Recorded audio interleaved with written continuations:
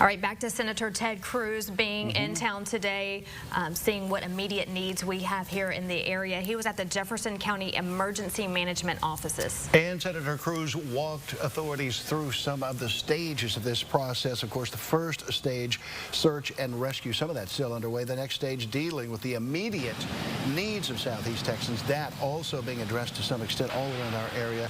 He said that Texas has incredibly experienced officials, which is important, not their first rodeo, he said, and that is important in the process of getting money flowing into Southeast Texas. Senator Cruz says we're blessed to have wonderful churches as well, which come in very handy in terms of the charitable donations that are needed.